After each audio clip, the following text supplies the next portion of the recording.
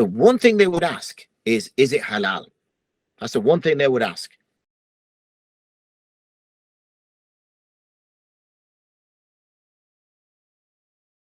The point we're here on this discussion is, how can these groups be a tool to achieve great things?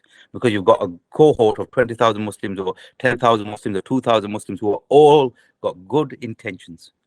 And the second question after that would be that how do we make it better so that scholars, and it is purely halal and there is a pure framework? Over to yourself. Yeah, so good bit of backdrop. As you know yourself, I've had some experience in this kind of group structure and focusing on a particular niche product. I was asked the question, numerous documentaries were done on a particular area that I worked on, in which I sort of was somewhat one who kind of called it out very early on. And the question I was asked is that, why is it spread so quickly in the Muslim community? And why were the Muslim community targeted? He used those words, the interviewer. Because what that particular group had done is they went out of their way to get halal certification. And the organization was not a Muslim organization. It was not a Islamic organization. It was actually a European organization.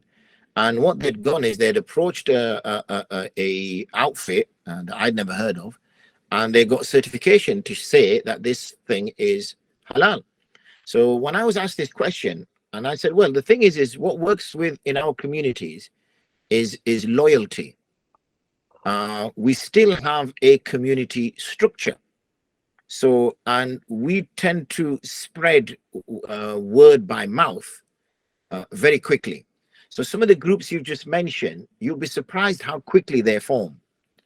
So for instance, let's just say I'm exposed to something.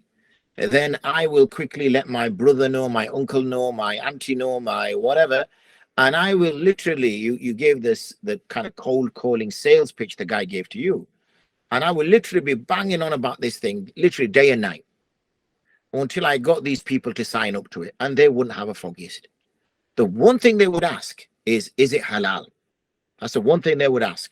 The first thing they'd ask, even if it's your chacha who, you know, doesn't know anything about business.